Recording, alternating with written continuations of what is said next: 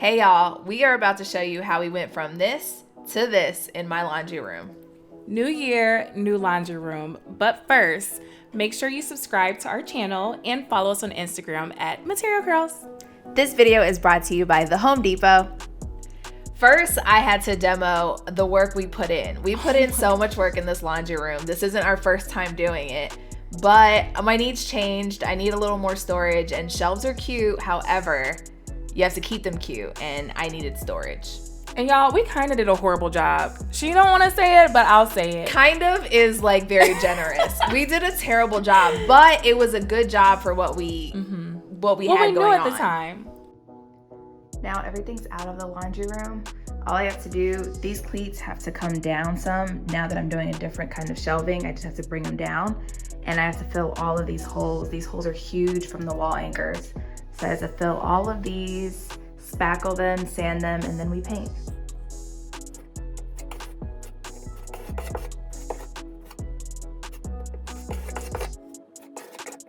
This purple paint job was so bad. We'll save that for another video. And then our second issue was finding studs. I was literally putting these cleats up and our wall anchors were right next to the studs. We literally just had to move an inch. So close yet so far away. So I had to redo everything, but it was fun like watching how we learned and went through it.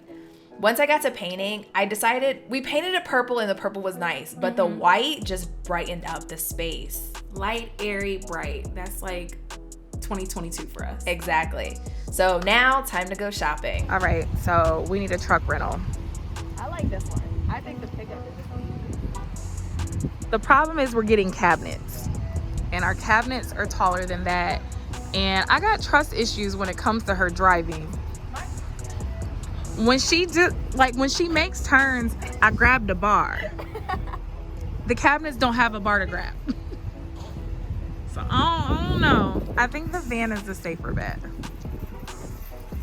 We want to take a moment to shout out Home Depot for sponsoring this video. Home Depot makes it so easy for everyday DIYers to use them as a one-stop shop for all their needs.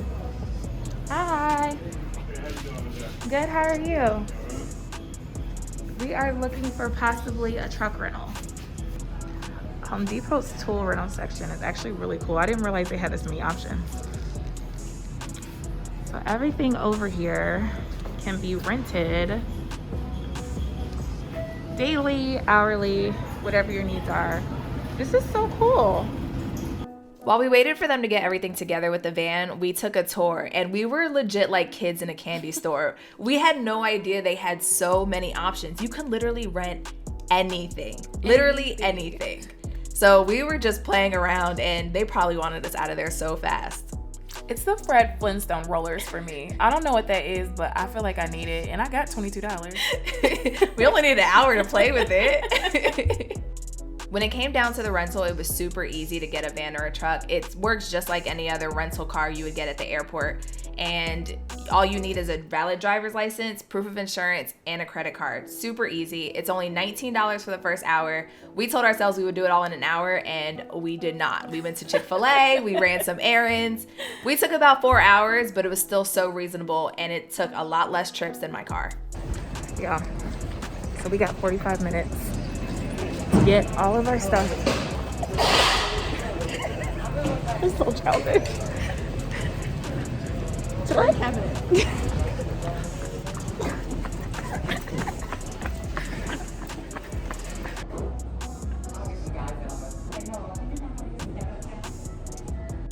She was being super helpful trying to call for backup, but what she didn't know about us, we're gonna do it ourselves. Guys, for what? The van was so easy. We were able to fit everything in there. So Kat's also working on a project that you guys will see later on. So we were able to shop for both of our projects and fit them all in the van in one trip. It was really amazing, and I just like to say I was right. The van was better than the truck. It was definitely better. It was also rainy that day, Yeah. so I don't know what we were thinking in the first place with the pickup truck. This Nah, was girl. easy. No worries. What Get it all in there. You were thinking. I was getting right. a van from Jump, y'all.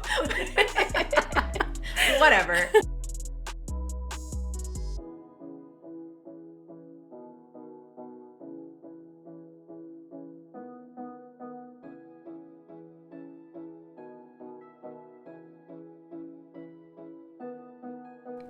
I painted the cabinets black, and then I asked Kat to come over to give me her artistic opinion and maybe an extra set of hands.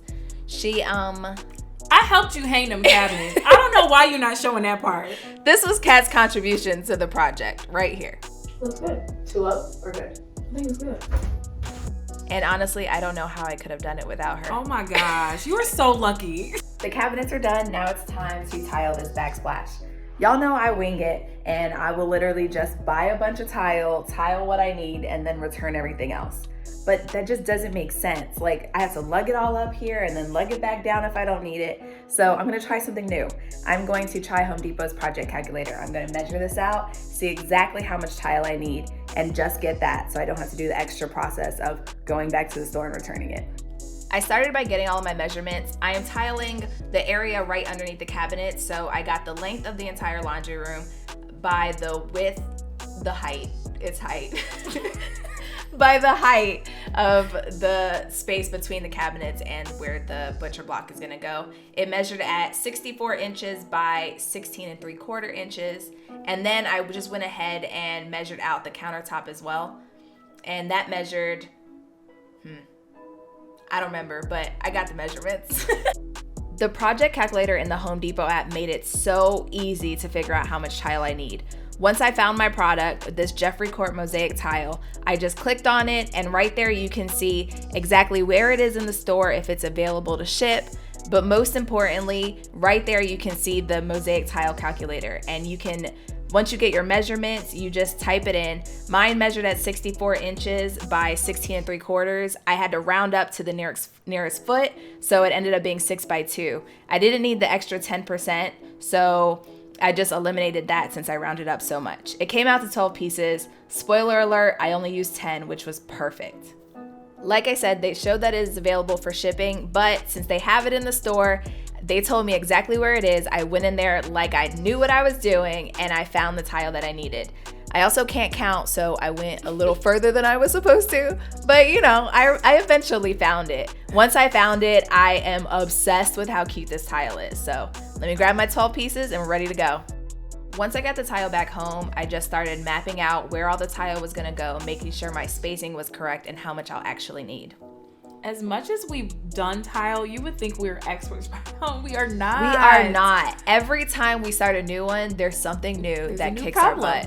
Like literally. You think you found everything. Yeah, and floors are a lot different than walls. We learned that very quickly. We did the tile in my master bathroom, also a Jeffrey Court tile, and we thought that was hard, and we had no idea the things that were in store for us. For sure.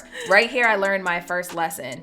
First of all, it takes me forever to butter the tile in the wall. But I started tiling from top to bottom, and immediately as soon as I laid the tile on there, it slid right down. It slid right down. Slip and slide. And I was like, oh, okay, that's not how this is gonna work. So I had to pivot. Pivot's the word. Pivot's the word. I had to pivot and start from the bottom to the top. Gravity is not your friend when you're tiling at all. At all. I also was using way too much thin set. You'll see that later on. When we've done other projects, we kind of divide and conquer. One of us is better at floor buttering, the other one's better at tile buttering. Doing both is hard. It's very hard. And then you're like racing the clock because thin set dries extremely fast. Mm-hmm. And we don't even have the quick thin set. No. So I don't even know how that works for real. Those are the master tilers, not us.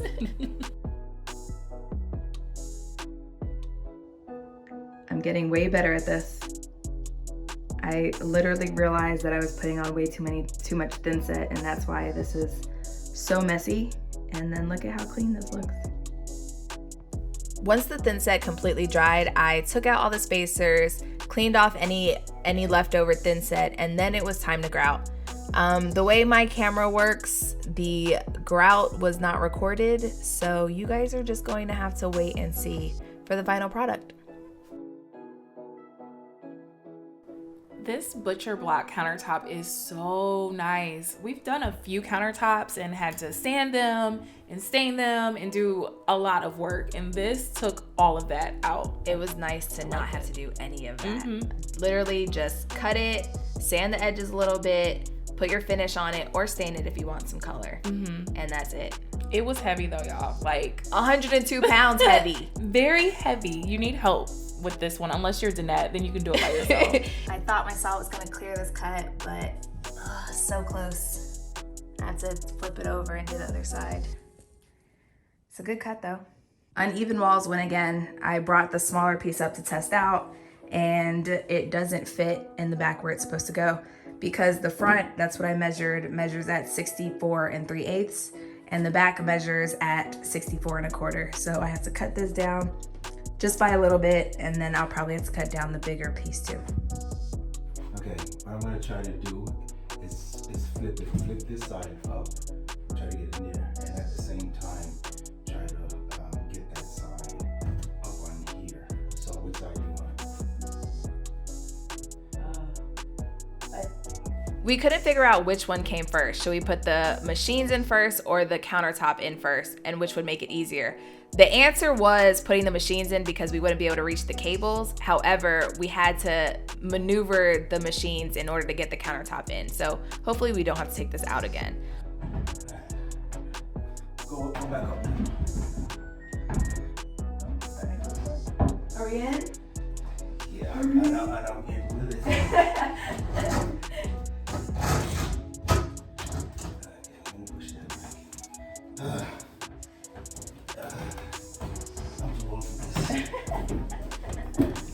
Look how good it looks. I used the same butcher block for the shelves. It wasn't from the same piece. That would have been really perfect, but I did get a second piece and I used the same shelves because I loved it so much. It was so easy to use. I wasn't too confident in my own skills of the cleats holding down the countertop. So when I was putting the shelves up, I wasn't willing to stand on it completely. I'm gonna say normally okay. And then I was like, forget it. I can't figure this out without standing on it. So I finally got it, and you guys, it held my weight. On the first try, who am I? An electrician. That's who. What? Now it's just time for the finishing touches, putting up the hardware. This jig, get it. Please. Get it. It is a template for all pulls you might need. Get it. It makes life so much easier.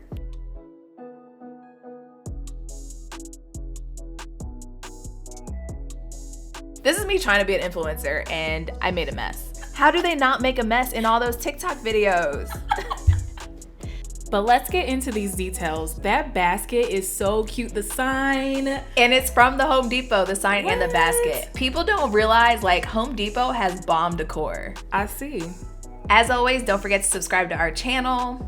And if you want to see behind the scenes footage of all of our projects, be sure to follow us on Instagram at Material Curls. And thank you to our friends at the Home Depot for making this project possible. Bye, y'all. Bye.